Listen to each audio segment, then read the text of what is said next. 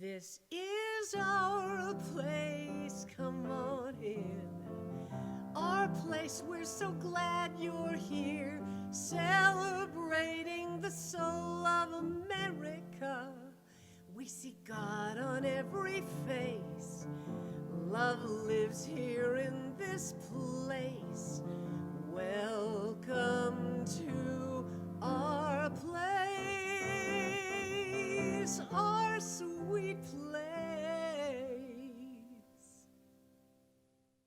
Greetings, everyone, and welcome to our Election Eve service, November 2nd, 2020, here at the Center for Spiritual Living in Boulder Valley.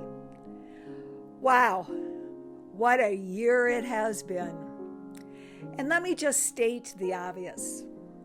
Tomorrow is a very special day for America.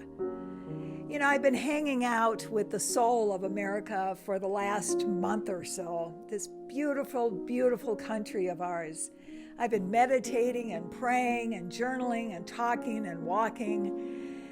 And I asked some of our friends to join me in honoring our beautiful country. I want you to know that everyone in front of the camera is giving their time and talent.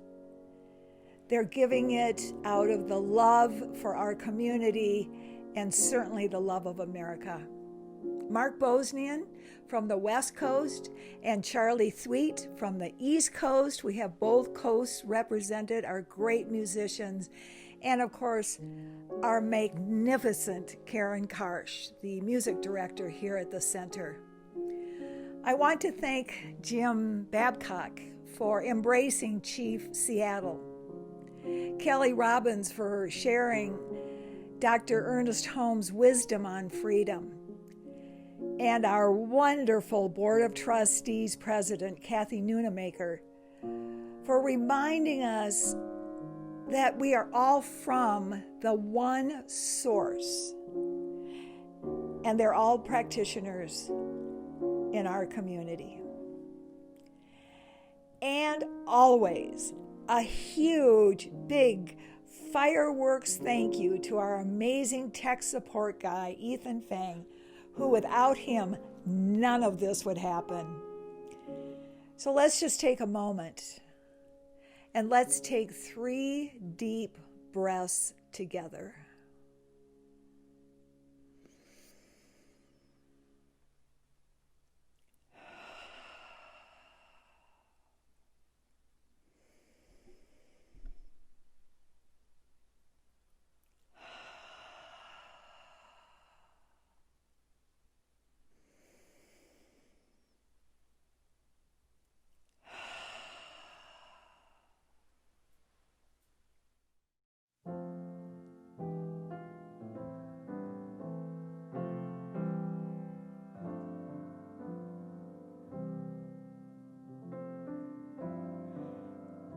God bless America, land that we all love. Stand beside her, guide her through the night with the light from above. Oh, beautiful for spacious skies, for amber waves of gray,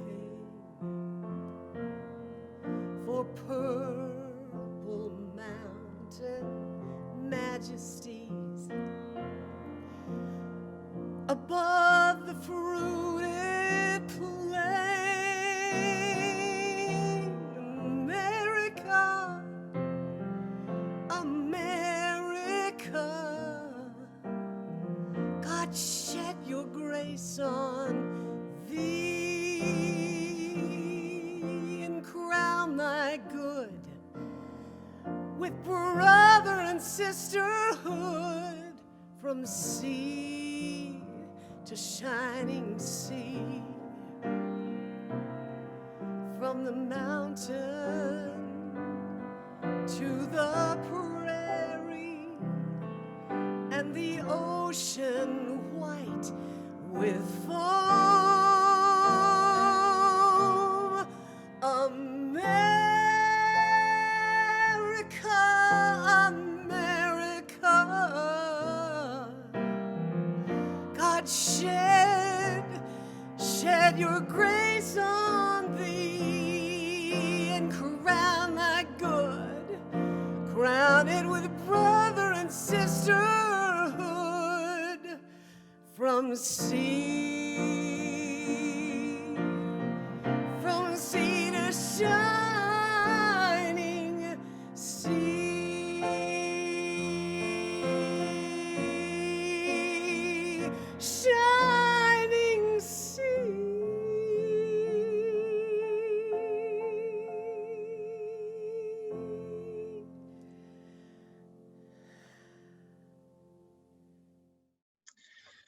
Good evening. My name is Jim Babcock, and I'm here to talk to you about Chief Seattle. Many of you already probably know about him, and a lot of you probably don't.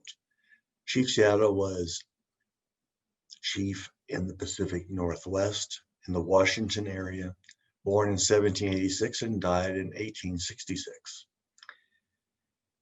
He was a man of great wisdom, long age for that time period, and many considered him a mystic or a sage because he believed in many of the things that we believe in science and mind, that we're all connected and that we all nurture each other through everything around us, including the planet Earth. He watched all of the things of the earth and saw them as part of himself, just as I do. And so tonight I would like to read to you a speech, or at least a part of a speech that he gave in 1854 to the governor of Washington. It came directly from his heart because, of course, we didn't have speech writers and he didn't write things down. So I'd like you to take a moment just to close your eyes, to go within, and to just imagine the Pacific Northwest right now as I read this to you.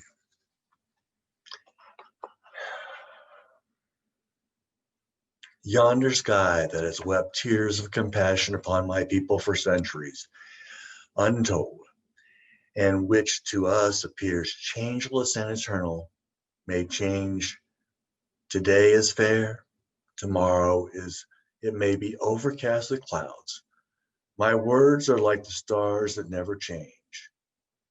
Whatever Chief Seattle says, the great chief at Washington can rely upon with as much certainty as he can upon the return of the sun or the seasons. The white chief says the big chief at Washington sends us greetings of friendship and goodwill.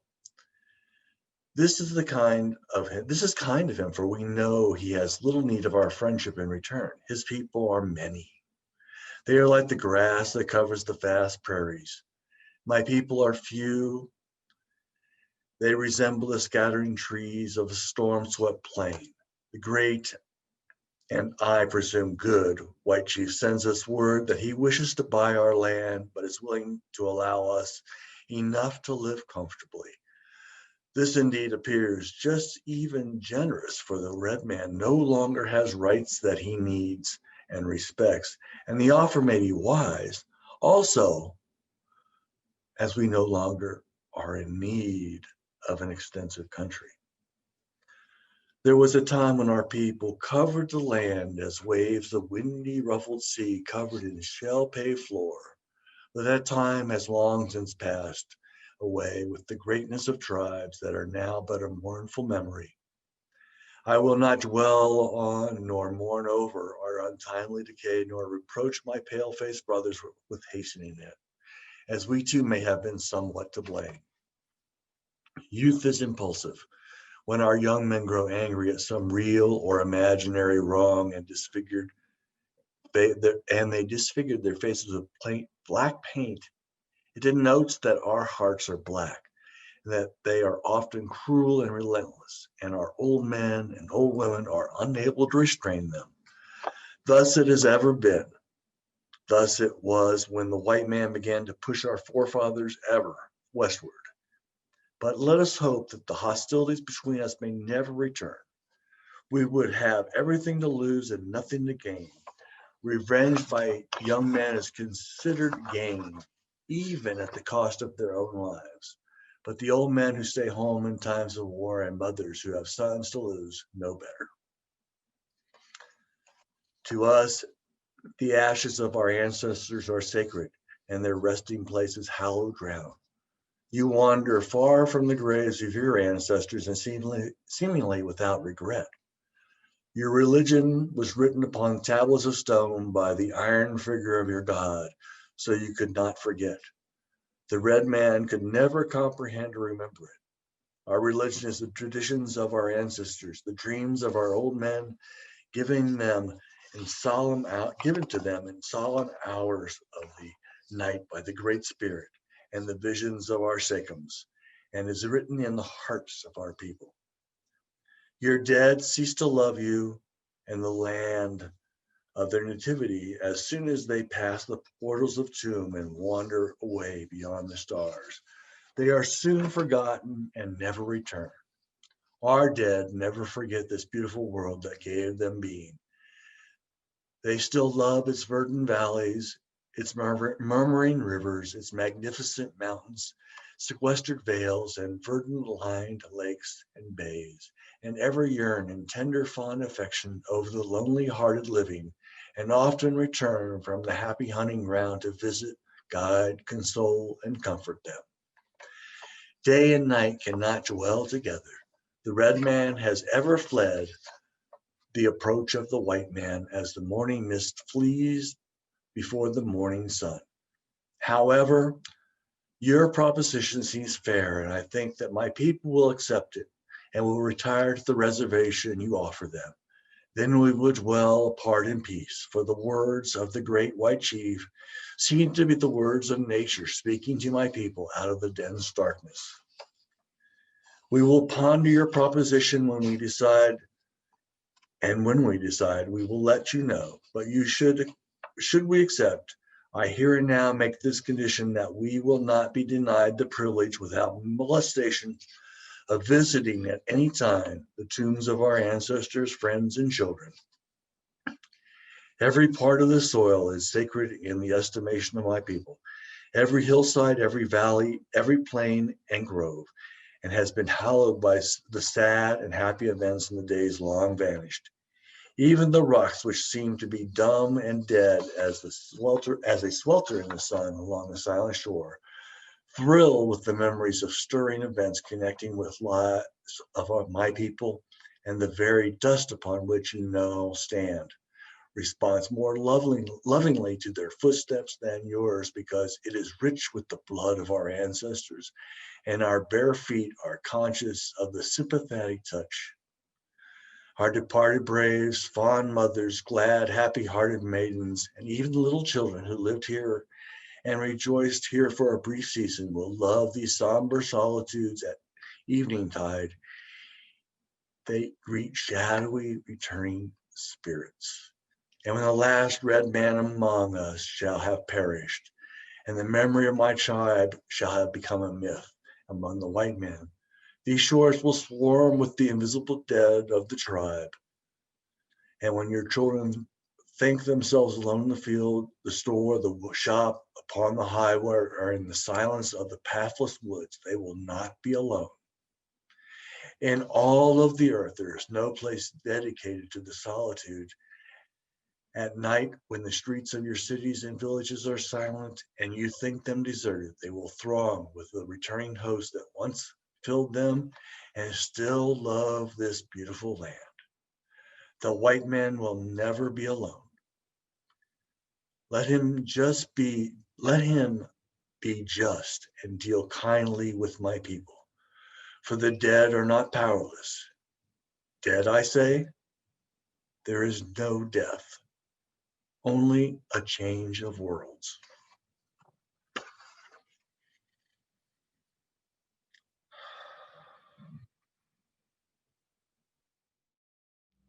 What we believe truly becomes what we experience.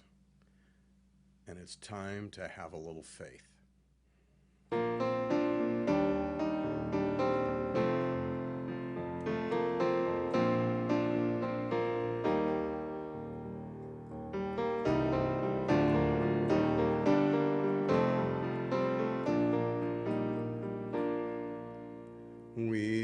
are gathered at the shoreline in the rising flood of tears. Mothers, fathers, brothers, sisters, hand in hand. We can hear the children crying, 15,000 voices strong. It is time for peace and time to make a stand. Have a little faith that we can change. Have a little hope that what remains is a love that's strong enough to bind us all. Have a little faith that in each heart there is one world, there is one spark, and we can light the fire if we have a little faith. We have come of our own choosing, come and laid our burdens down. We will leave them with our footprints in the sand. As we turned across this river, each one tosses in a stone. Let the ripples guide your hearts and guide your hands. Have a little faith that we can change. Have a little hope that what remains is a love that's strong enough to bind us all. Have a little faith that in each heart there is one world, there is one spark, and we can light the fire if we have a little faith. Echoes of love are found in every heart, beating in time with the rhythm of the spheres.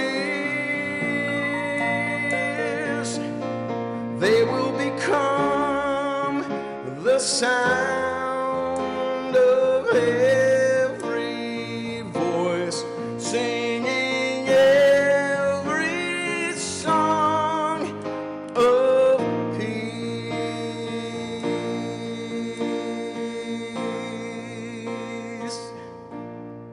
Have a little faith that we can change. Have a little hope that what remains is a love that's strong enough to bind us all. Have a little faith that in each heart there is one world, there is one spark, and we can light the fire if we have a little faith. And we can light the fire if we have a little faith.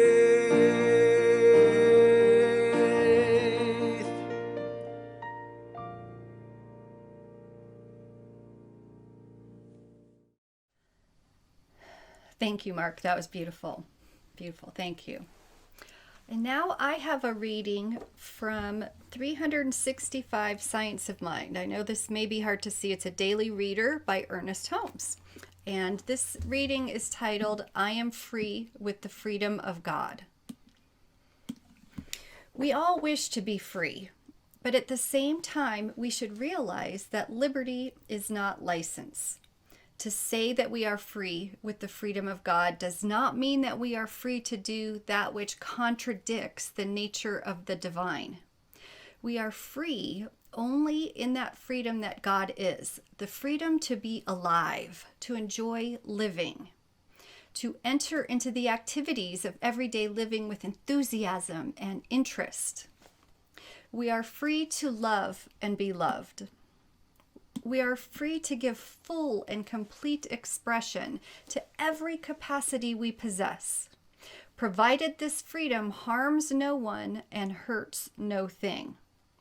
This freedom is enough, because if we were free to do that which is destructive, we should ultimately destroy ourselves. And in so doing, we would not only deny, but would defame the nature of divinity itself. Therefore, we always pray, "Thy will be done." But within the will, we know there is scope enough for self-expression, plenty of room to move around and express life to its fullest. I am free with the freedom of God. Today, I manifest this freedom in joy. I think of it with deep gratitude to the giver of all life, and with a deep inward sense of my union with the whole. In my own will and imagination, I see myself free, complete, and perfect. I feel back to the center of my being, which is God, and affirm that His freedom is my freedom. And I include my own physical body in this freedom, as well as every activity in which I am engaged.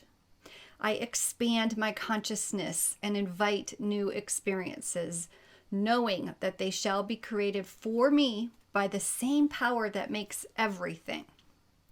I enter into this freedom with complete abandonment, with the feeling that all things are working out well, and with the deep and sincere desire to live so that my freedom shall be imparted to others, that we may all feel that we are in partnership with the infinite.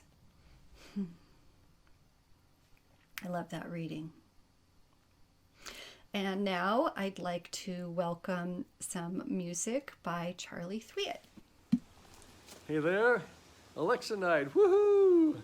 So here's a song I want to share tonight, and this is called The United States of a Miracle. The United States of a Miracle. You know it's really true. We're free to be what we will be, to do what we will do. We're children of God, we're creators, bringing our vision to life. And in our joining comes the miracle, as we all go for the light. Go for the light, go for the light, as we go for the light, as we unite. Go for the light, go for the light, as we go for the light, a greater sight. Go for the light, go for the light, as we go for the light, as we unite. You know our roots were planted in freedom many years ago. The founding fathers claimed our birthright, a right we still get to know. But the freedom comes responsibility, and that just means more fun as we unite our states of mind into the knowing that we're one. And we go for the light, go for the light, as we go for the light, as we unite. Go for the light, go for the light, as we go for the light, a greater sight. Go for the light, go for the light, as we go for the light, as we unite. The United States of a miracle. You know it's really true.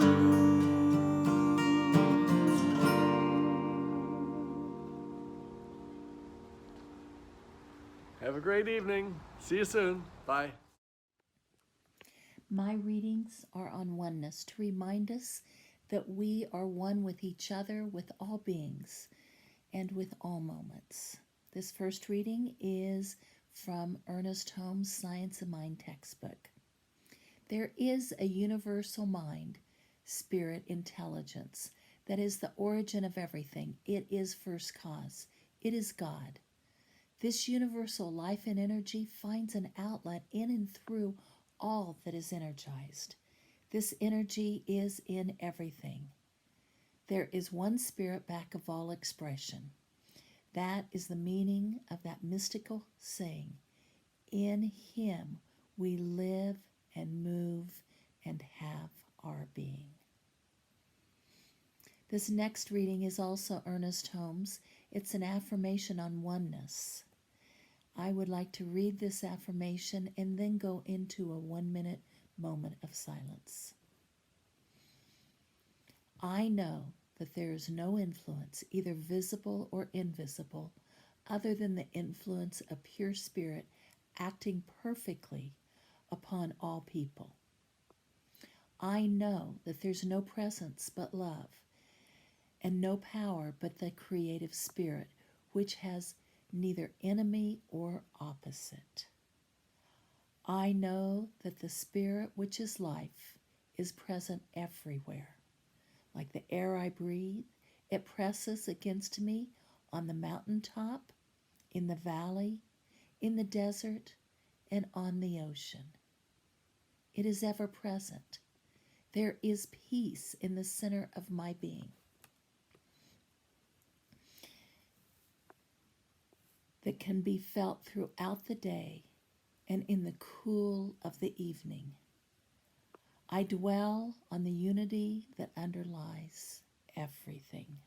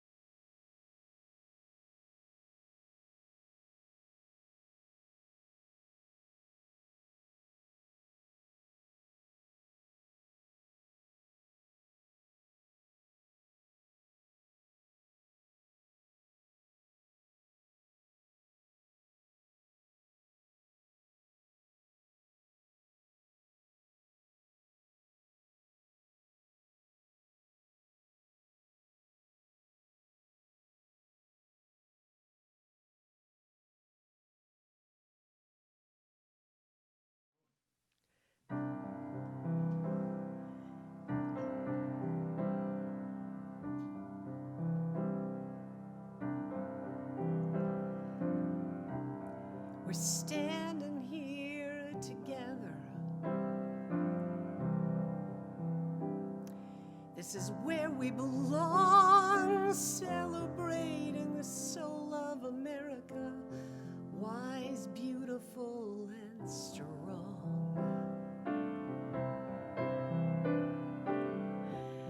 We're standing together with our heart on our sleeves,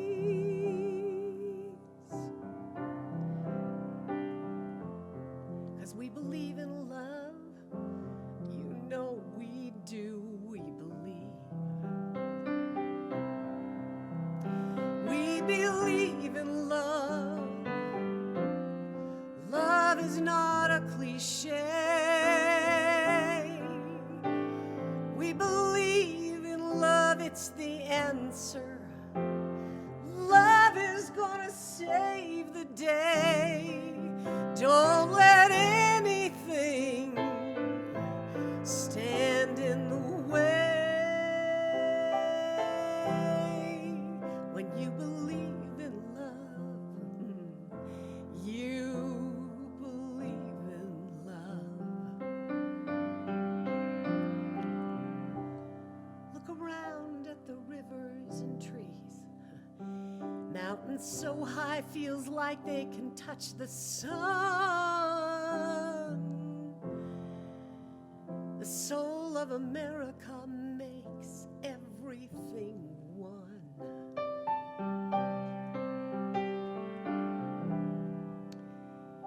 We're standing together, beautiful, wise, and strong on this election eve. We are all right where we belong. We believe in love. Love is not a cliche. Love is the answer. love's gonna save the day. So don't you let anything stand in your way when you believe in love. Oh, believe in love. We're celebrating the soul of America on this election eve. Look around, everything's the face of God. We all believe.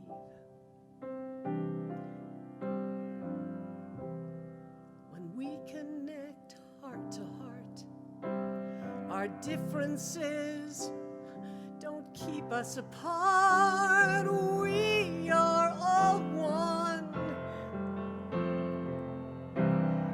We are all one.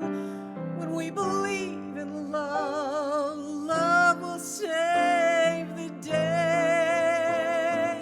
Don't you let anything, don't you let hate stand in the way.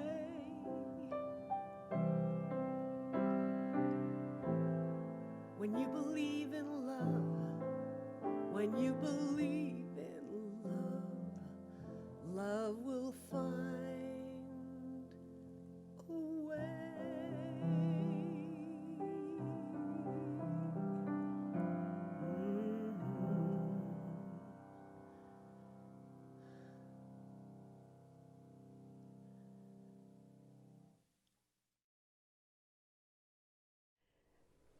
Like I said, I've been hanging out with the soul of the United States of America for the last few weeks.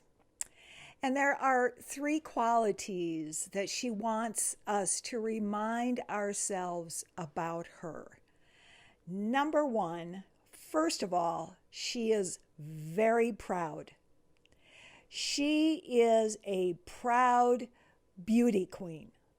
From the northernmost point of her frozen tundra through the Chugach Mountains down to the Gulf of Mexico, from the most western part of the Hawaiian Islands, across and through the golden California, the majestic Grand Canyon, the Rocky Mountains, the glorious flatlands and farms of the Midwest to the New York Island, from the southern tip of Florida to the tallest tip of Maine, and from the tiniest creepy crawler to the majestic redwood trees, from the waters to the tallest mountaintop. She is exquisitely gorgeous. And indeed, this proud beauty queen of ours asks us to remember that all of her beauty was created by the divine. That behind her magnificent, beautiful land is the very source of creation that lives and moves and has its very own joy in creating each of us. Secondly, the soul of America is courageous. She knows she is a miracle. She is asking us to courageously lay down our righteous man-made opinions, humbly allow any shame to transform itself into respect, and remember, the soul asks us that love is the very thing that is creating itself through each of us. And number 3, last but not least, America is wise. She reminds us that the appearance of division is not our true nature. She knows that. She is so natural in her own beauty and oneness. She reminds us that nature itself is the very source of our being. The soul of America asks us that from this day forth, to remember the oneness of all living beings and to embrace the mantra, the affirmation, everywhere I look, I see the face of God. Let us now put our hands to our hearts and go into prayer.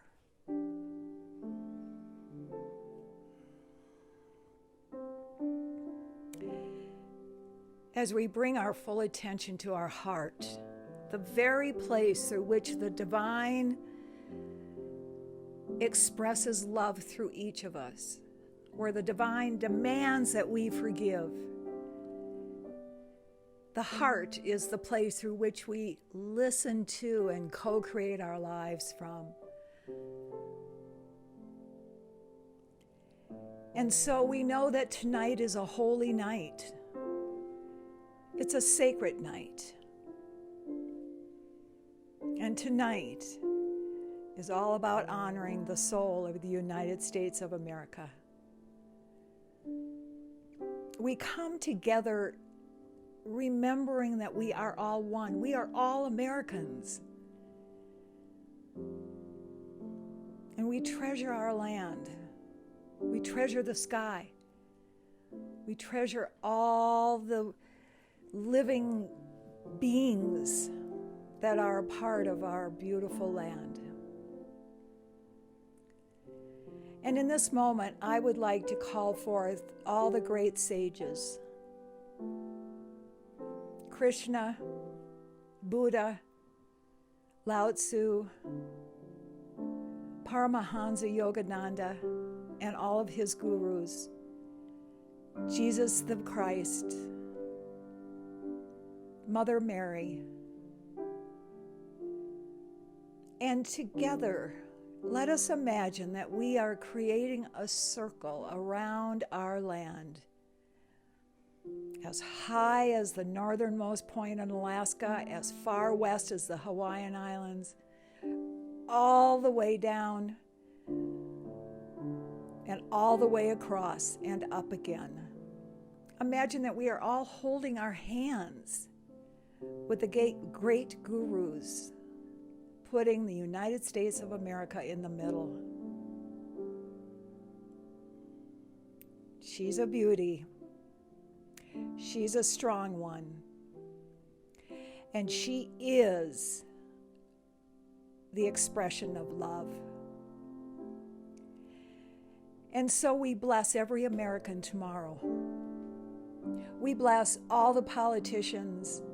We bless all the media people. We bless all the families, all the older people, all the newborns, and everyone in between.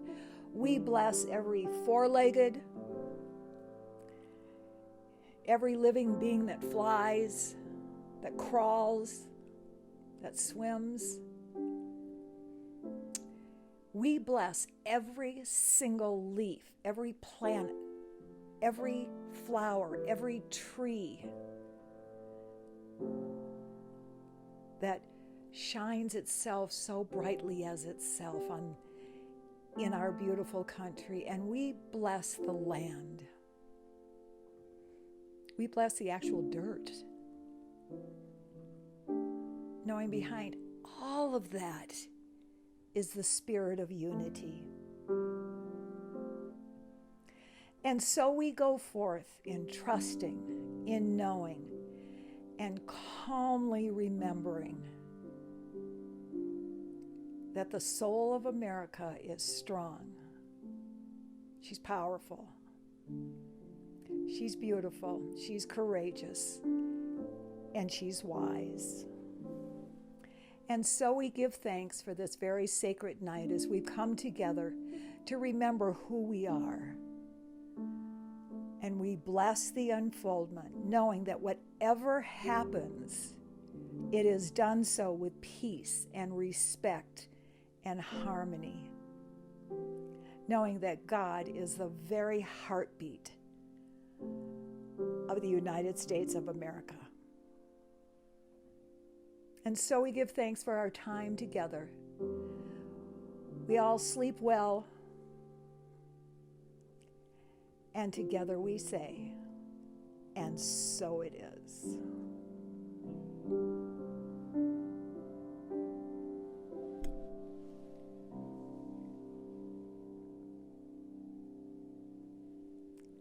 Thank you for joining us tonight. Please do sleep well and know that we are all one. Thanks for joining us.